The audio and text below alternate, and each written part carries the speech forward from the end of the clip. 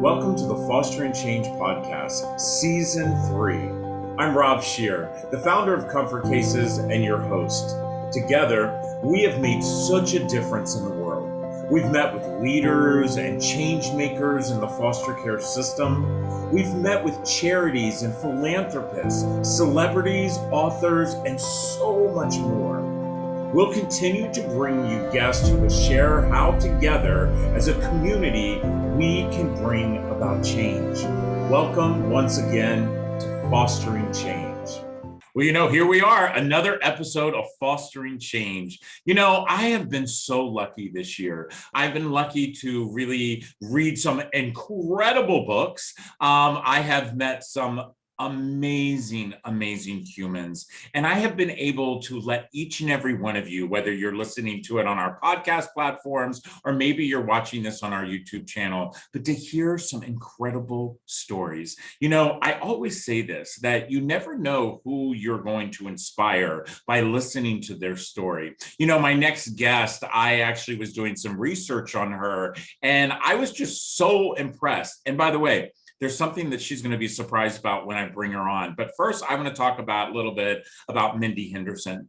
Mindy is actually the editor-in-chief of the Muscular Dystrophy Association family of Quest content, including the magazine, the newsletter, the blog. She also has a podcast. She is an author, an editor, a speaker, an advocate, and I could go on and on and on, which we will. But Mindy, welcome to Fostering Change. Oh, what a lovely introduction. Thank you so much for having me. So you know what, Mindy, I have to tell you something. When I first started doing some research about having you on Fostering Change, I didn't know you were in a wheelchair. Okay, interesting. So I Surprise. had not gotten to that part of the story. I had not really, it just wasn't anything. And I understand MS. I have family members that have MS. I understand muscular dystrophy. I grew up in the era where Jerry Lewis was the thing that we always watched. Mm-hmm. So it wasn't like I was uneducated about it. It's just the way that you had come across. And then I watched a video of you. And you talked about how people say they do not know how to react when people are in a wheelchair. Right. And you talk about that in your book. By the way, guys, you got to hear this title of this book. This is a win-all, catch-all, the truth about things that suck. That's exactly right. So, Mindy, tell me about this book. Oh my gosh, this book is 12 years in the making. Actually, probably longer than that. I started writing when I was a kid, but really started seriously working on working toward getting published about 12 years ago. And I always knew that I wanted to write a book about, sort of helping people navigate adversity. And so, it evolved, and changed a couple of times, the concept of the book, a few times over the course of 12 years. And, eventually this was the book that came out of me. And, I really wanted to very bluntly be able to recognize that adversity is real and we all have problems and we all have struggles. And what I really wanted to do was make sure that anyone who picked this book up could find themselves somewhere in it, because not everyone can relate to being a disabled person, but everyone can relate to, loneliness and rejection and job loss and shame and body image and all of those other universal things that we all kind of struggle with, or so many of us struggle with in life.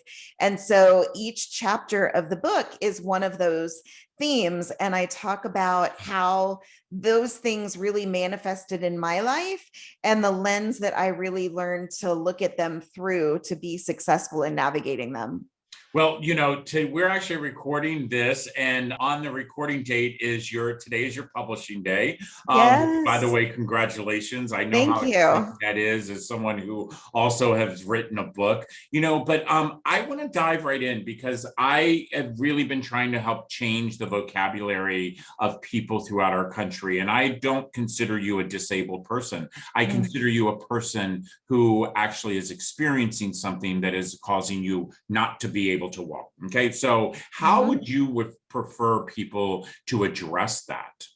It's such an interesting question, and I get this question a lot. It can, even within the community of people with disabilities, it can be kind of polarizing, and everyone kind of has their own preferences about it. But I think what I've learned is that it's never wrong to sort of take a people first approach. And so, being a person with a disability rather than a disabled person, it's less defining, I think, and that usually, that works for me, and I find that it usually goes over pretty well with others. You know what, Mindy? I feel the exact same way. My children, all 5 of my kids, including myself, we grew up in the foster care system. And there is something that absolutely hurts my heart when I hear people say, oh, those are foster children. And I think to myself, the very first thing you think about is the word foster. And foster, in my opinion, is what did they do to get there? What did they do? When actually we need to call them children in foster care, just like having you as a person, looking at you as a person and not looking at you as a disabled person, but a person who's experiencing a disability, Right. and I think that it's up to us. And I think we're all leaders, but I think it's up to us to correct people, to really get them to understand, hey, you and I both probably remember when we used to call them homeless people, but now we no longer do that. And we call them people who are experiencing homelessness.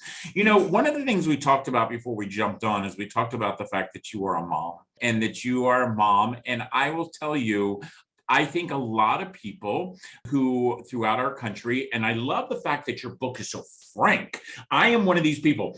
People don't tell you there's no filter with me. And so, but at the same time, I do not mean any harm when I say, but there's just no filter. I want people to talk. I want people to be truthful about what sucks. And so what I'd like to ask as a mom, and a mom who is experiencing a disability, it had to be tough. Yeah, we were thoughtful about the experience that we wanted and the experience we wanted to give a child. And, I have limitations that come with my physical disability. And so for that reason, we decided to adopt an older child. She was about 5 when we adopted her, just because the care of a baby or an infant is so physical. And there are people out there who do it. And they're my heroes. But for us, it felt right to adopt an older child. And so, by the time she came to join our family, there wasn't a ton of physical care that she still needed, but obviously a lot of emotional and psychological care and all of, kind of honestly kind of the fun part that you get to in parenting. But when they get a little bit older and they start to emerge as these little human beings. And so I think that honestly, there were times when my disability was a plus. It was an opportunity for me to talk to her about being different, because there were times when she came to us and we adopted her from China, and she didn't look like my husband and me, and oftentimes didn't look like the kids she went to school with.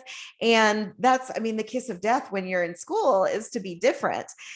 And there were times when she would come home and talk to us about this, and I was able to, I think, relate to her in a way that was so special to me, because I could ask her things like, I could say, Grace, do you think that because I'm in a wheelchair, I'm any less cool than any of your other friends' moms or anyone else that you interact with? And she would say, well, no. And I could sort of, teach her. I tried to really teach her from an early age that it's our differences that make us cool and make us special. And I think that that's something that she grew up believing about herself. Wow. Mindy, I absolutely love you because Oh, that is exactly how my husband and I talk to our children. Because as you yeah. can see on my back wall, not all of our kids look like us. Uh-huh. We are very different. And it's very, all of a sudden you're a kid who goes into a school, a kid of color, and you have two white parents and same sex parents at that. Mhm. There's so much, and we know how mean kids can be. And, Yeah. and I love how you just said, that you said to your daughter Grace, am I any less cool because I'm in a wheelchair? And I Mhm. actually have said that to one of my kids. Do you find that your daddy's any less cool because I'm white and I'm Mhm. married to so I love that. We are so on the same page. Oh, I love it. The thing that I think that you have probably dealt with that most people will not deal with within their life. I do not deal with it as a father of four children of color. I know what's out there. I understand the fact that I as people look at me as this white privileged male, there is discrimination. And there are so many levels of discrimination. Mhm. And there are so many levels of discrimination that a lot of times I feel people don't talk about it because Yeah. they feel like, well, maybe I've done that or maybe I'm a part of that. Um, I would love to know, because one of the things that I read about you is that you truly do not consider yourself a victim. And I'd like to talk about that when it comes to discrimination. Yeah, well, and it's interesting. It's a chapter in my book. I actually wrote about discrimination, and as again a person with a disability, there are a variety of times when I've felt that, and it's kind of a slippery slope because I think there's a difference between discrimination and maybe being uneducated or unexposed to something. And I've had a lot of experiences in my life where the people I'm interacting with simply have never known a person in a wheelchair. And I understand, I really truly do. I understand that if it's something that you've never been exposed to, it can be a little uncomfortable and you can maybe not quite know how to navigate it. But I'm very firm on the fact that we have to give ourselves the chance for things to get comfortable with things and for things to become more normal. And so when you come across something that is a little bit different, you've got to give yourself the space to experience it and live it and understand it and for it to become kind of normalized in your world. Now, there are other times in the world of employment and even in the world of just being out and about and having people speak over my head to the people who are with me thinking that maybe I can't communicate or can't answer a question or things like that. And it can even be as subtle as maybe allowing your child to stare at someone using a wheelchair rather than telling them to just say hello, And so there's so many ways that this shows up in our world. But what I believe very, very firmly, and I am living my journey and I'm trying to set the best example that I can. It's up to every individual person how they're going to respond to any discrimination that they may face in this world. But the way that I choose to face it is with kindness and grace, because I believe that, hate and what's the word I'm looking for? I don't know. I believe that hate begets more hate, and so Right. I would never and have never really responded to someone who's treated me in a certain way or maybe discriminated against me in kind of a shaming or hateful way, because that's not the person I want to be in this world. Even if that's not how they've treated me, I would know that I am a kind, open-hearted, gracious person, and that's the person that I want to show up as in this world. So even in the face of something as kind of ugly as discrimination, that's the treatment that someone is going to get from me, and I'm not going to let them victimize me and cause me to stoop to the level of then shaming or being hateful with them. because that's not who I am. And so, yeah, so that's how I choose to approach those situations. I love that. I love that. Kill them with kindness. Kill them with Yeah. kindness. I know that a very, very famous woman said, when they go low, we go higher. Yes, I love that quote. So I love that quote. It is a quote that I truly, truly try to live by. The fact is, though, we have it out there. Discrimination is out there. And for some reason, I think so many times it's how the other person is feeling that they want to project on that person. And you made a comment and talked about that child that stares and the parent that doesn't say, walk up and say hi. I truly do think that we have got to become a society that we should have been already, that it is okay to ask questions. Yes. It is okay to I feel that as children we tend to shun them when they start to look at someone that might not look like them, or might be in a wheelchair, or maybe they have walkers, or maybe they've had an accident that they are not able to see. Or so I feel that we have to start allowing children to ask the question, to be able to go and approach the person, because that is the only way they're going to realize that, guess what, that's a person.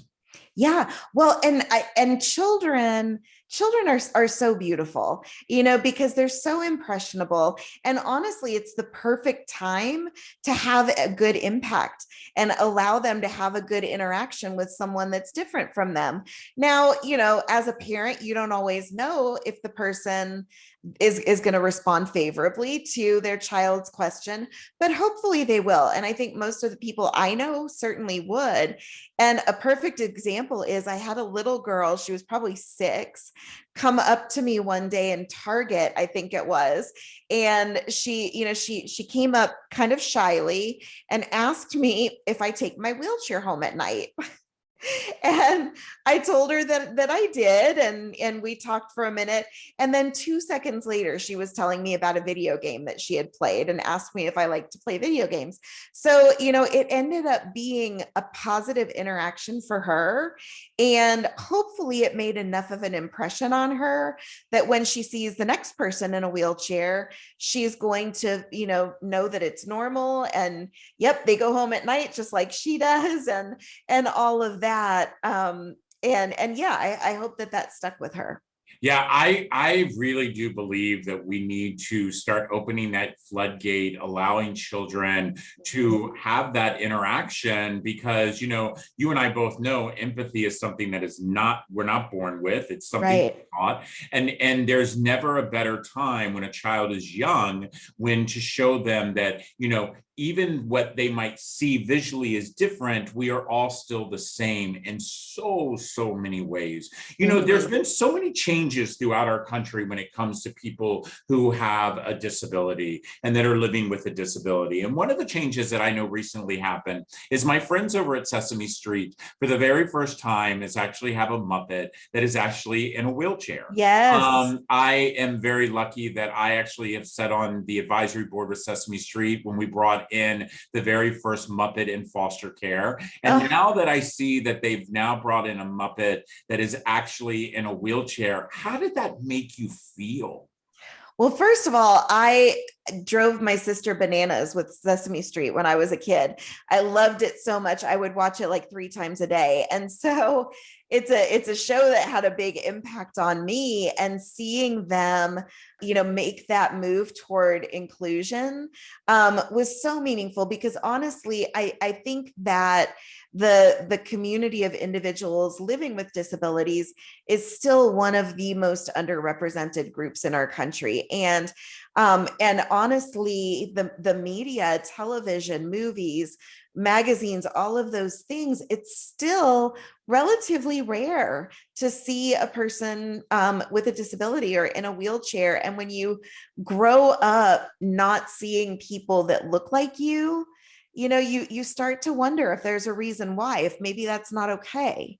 And so seeing that Sesame Street added this character and is showing children who are watching their show that this is cool and fine and, part of our world, I think is beautiful. Yeah, I absolutely love it. And again, icebreaker Sesame Street, Yes. it's truly, because you are exactly right.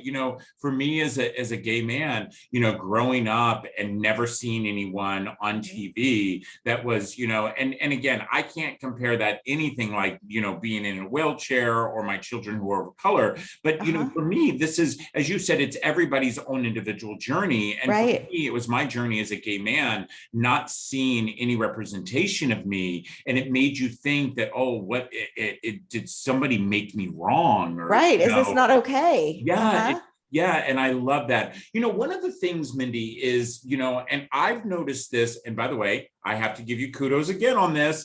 I have always thought that I was a person who really looked out and looked at everything. But since the moment that I knew that you were going to be on my podcast, is when I really started diving into you, into, muscular dystrophy and all of that. But what I was really surprised about is all of a sudden I have this notification in my mind where I'm going to restaurants, I'm going to hotels, I'm going to stores, and I'm seeing that even in 2022, that we still have not made it accessible where it's accessible for me, but it is absolutely work. And by the way, this is the part that I think sucks. Yeah. For you to do the same exact things I get to do. Yeah, it's crazy. And I say it all the time. I mean, you nailed it. In 2022, we should be doing better. It's a very strange thing to live in a world that still really is not designed for you. And there are issues with architecture and buildings that I go to, and public transportation, and don't get me started on air travel, to not be able to drive a wheelchair onto an airplane and be comfortable and feel safe like everyone else on the plane, is crazy to me. Even the world of fashion and style, there's room for improvement, and areas where we could make clothing and accessories and shoes and all of these things more universally useful to all of us. And so it's something that I talk a lot about.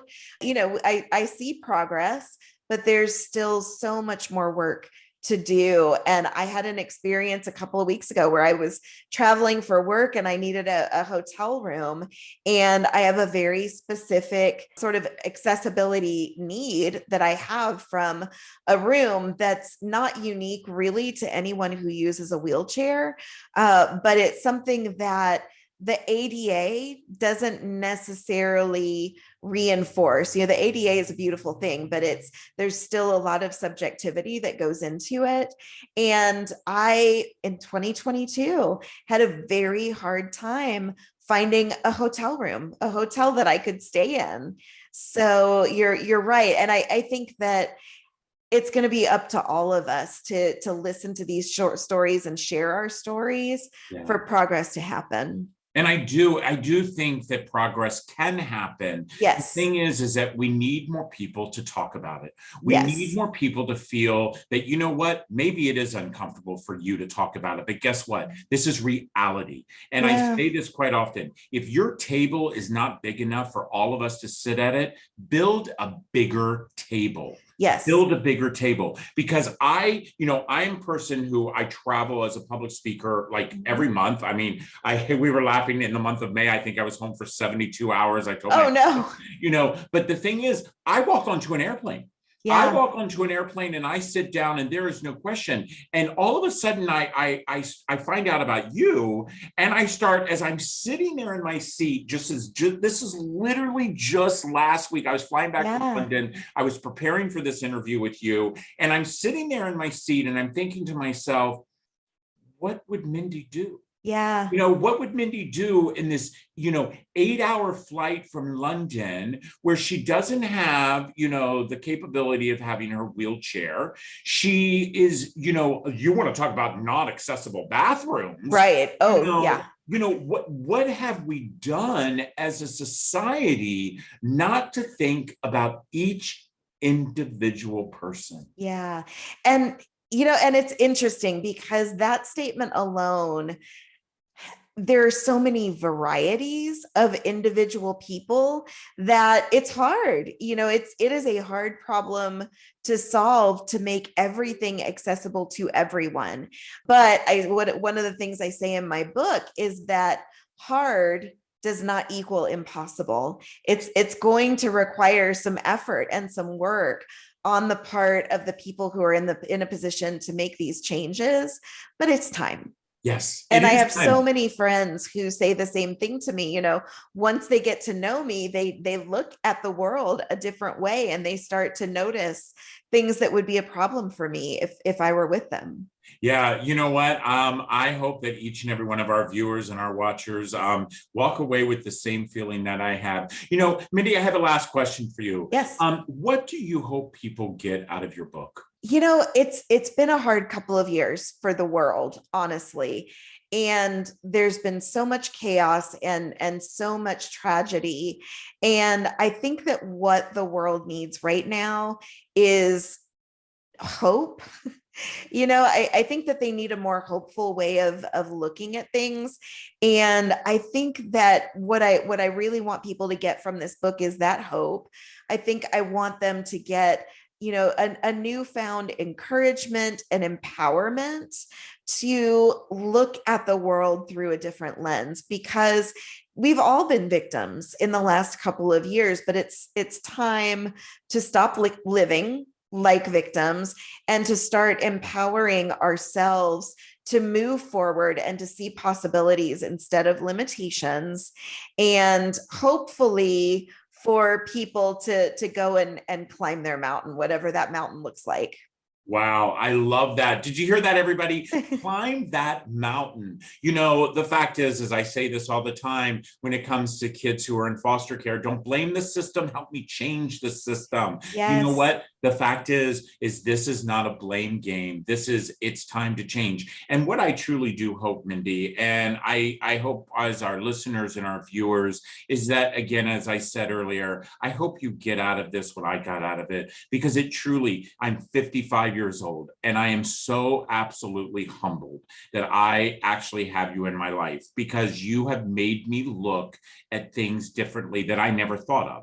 Mm. And that to me is a takeaway as a human that I have always dreamed of when I interview people, when I research people, is the fact that, what is my takeaway? And my takeaway is the fact that we need to step up and we need to do better. And the fact is what Mindy said, it's, hard stuff, you better believe it's hard, but it's possible. Listen, everybody, this is an amazing another conversation. I have to tell you, this is definitely in my top ones for 2022, Mindy. Aww. You have energized me. You have made my heart smile. And I am so, so lucky that you chose to be on Fostering Change. Listen, everyone, I'm going to have the link for her book. It will be there. Please, please do me a favor. Go grab a copy, read her book. The fact is, it's about some things that suck, and that is so true, and it's so true for all of us on so many different levels.